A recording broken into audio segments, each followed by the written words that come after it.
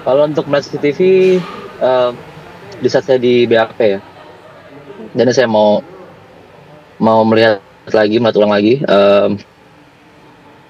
Ya seperti yang Mbak semua lihat di situ, bagaimana tindakan si tersangka ini.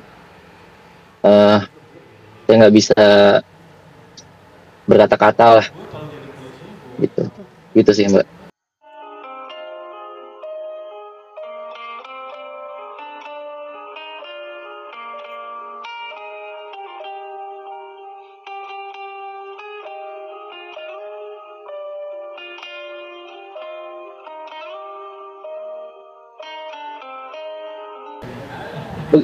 Begini Mbak, sebelumnya saya kan juga punya background hukum ya.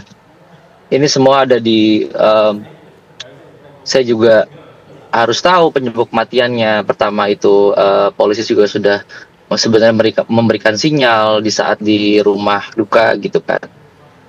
Datang dua orang. Biasanya saya waktu itu berpikir, oh mungkin ini karena kematian yang tidak wajar begitu. Tapi saya pastikan setelah saya melihat jenazah anak saya itu di Rumah Sakit Premier Jatinegara, itu saya langsung minta visum. Dan waktu itu tidak ada kehadiran polisi, yang saya pikir oh mungkin nanti. Di situ saya sudah curiga karena dibilangnya tenggelam, tenggelam, tenggelam. Tapi ya untuk selanjutnya untuk proses setelah saya hari Sabtu itu, polisi itu sangat tanggap, cepat sekali. Saya tektokan dengan penyidik semuanya, dengan penyidik semuanya itu bekerja dengan baik dari pagi sampai pagi lagi, dan akhirnya terungkap semua gitu.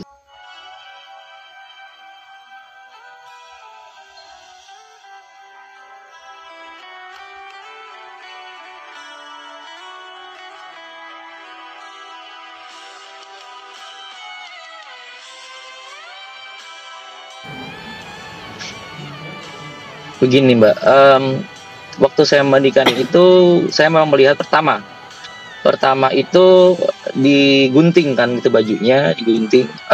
Jadi semalaman itu saya nggak bisa melihat badan jenazah.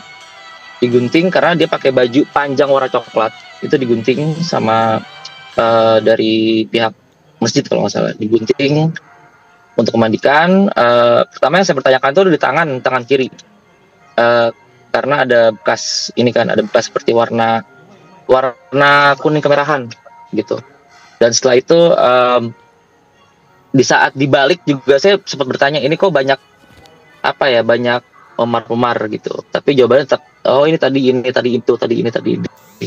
Cuman ya setelah itu ada keterangan, katanya digigit ya, digigit sama reaksi dari mamanya gitu. Cuman ya balik lagi saya tetap ada kecurigaan, dan beberapa kali juga ada tadi sampaikan lah sama polisi sebenarnya bagaimana ininya, biar polisi yang menjabarkan itu semua, akhirnya ini berkembang menjadi kepenyidikan gitu.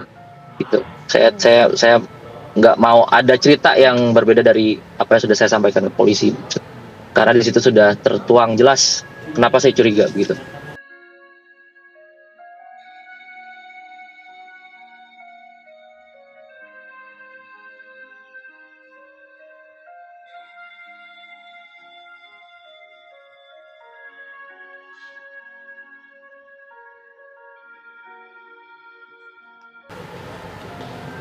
Begini, perlu dijelaskan, saya tidak mengenal pelaku.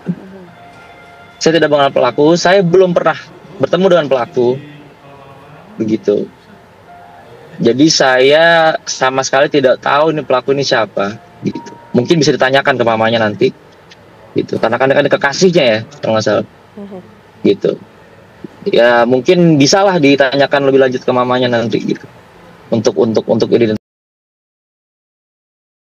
ini memang, um, tanpa tanpa memprediksi atau menduga-duga, yang pasti saya tidak dan nggak pernah mengenal apa si orang ini.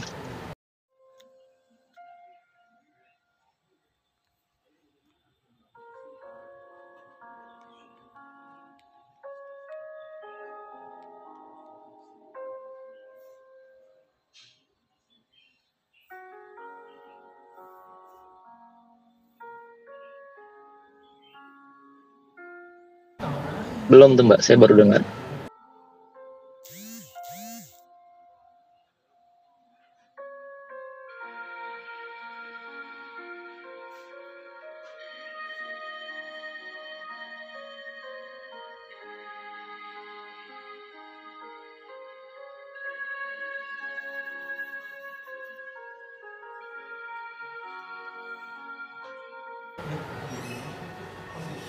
Begini, Mbak, setelah bercerai itu saya sudah tidak ada hubungan lagi sama ibunya. Saya tidak meminta informasi tentang ibunya.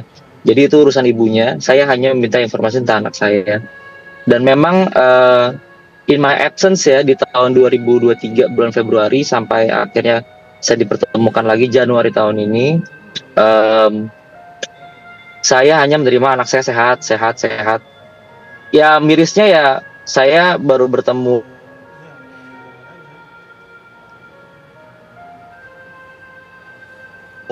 total 7 hari di Januari gitu. Jadi kalau misalnya untuk itu ditanyakan aja ke ibunya gitu. Saya nggak tahu, saya nggak mau menjelaskan atau memprediksi apa yang inilah. Mungkin mungkin akan dilakukan ini kali.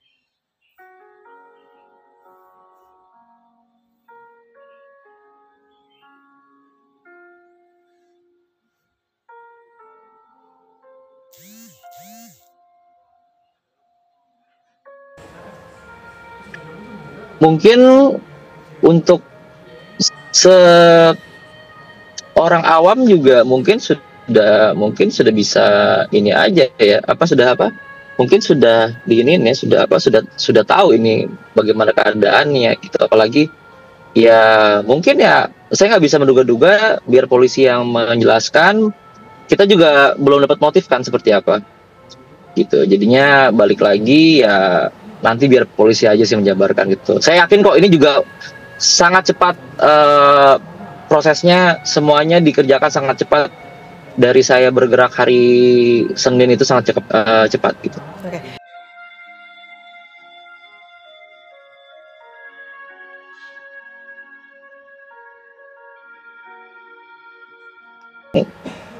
Bukan itu bukan dari ini ya itulah sosial media sekarang begitu kayak setiap yang saya post salah itu diartikannya mungkin berbeda. Makanya tadi saya ralat juga sudah ditangkap tersangka utama dan pastikan nanti akan dilakukan pengembangan lain gitu nanti jadi kita akan coba lagi ditanya lebih dalam gitu tapi kalau untuk tadi yang satu itu maksudnya si orang ini gitu ya kadang-kadang orang kan suka ada pengembangan lagi nanti ada orang lain lagi yang saya tahu gitu cuman ya dilihat dari CCTV ya saya sih berharap dihukum seberat-beratnya lah.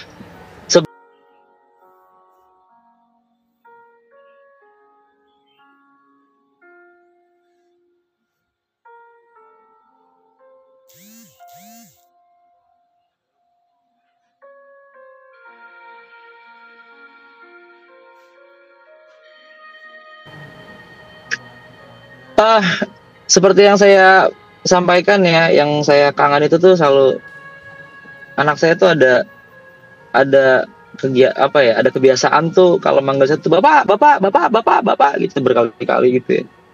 Terus dia selalu nggak ke studio saya di saat saya kerja maupun nggak kerja gitu selalu ngajak main gitar bareng, main musik bareng gitu. Dan apa ya terakhir ya saya itu kan anak dalam keadaan sakit ya, dalam keadaan flu gitu. Dia sudah bilang ke saya kok dia tuh nggak mau berenang lagi segala macam gitu. Saya bingung makanya kok beredar anak saya itu jago berenang begitu. Seperti yang saya konfirmasi di wawancara sebelumnya, itu anak saya itu belum bisa berenang. Kalaupun memang bisa berenang, begitu ya. Coba tolong carikan saya satu aja foto dia bisa professionally swimming at pool gitu. Yang mana poolnya itu berapa tuh?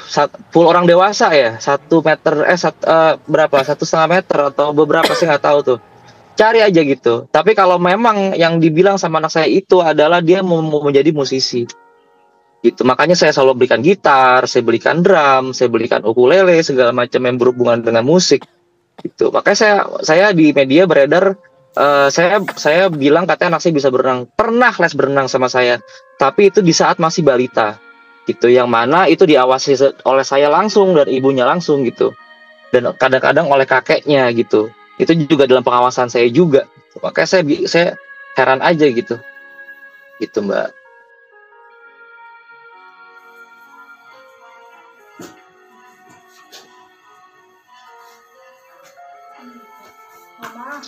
Oh ya, dihukum serba seberat-beratnya lah.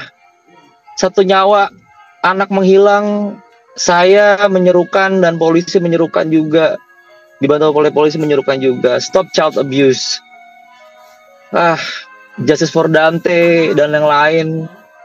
Ini harus ditegak, ini nggak boleh Mbak ada kayak gini-gini lagi. Mungkin masih banyak, mungkin ini salah satu contoh kasus yang sangat miris ya, yang mana anak saya jadi korban gitu. Tapi memang saya ingin anak saya tuh menjadi pahlawan lah, menjadi, ya bisa, janganlah ada lagi seperti ini gitu Mbak.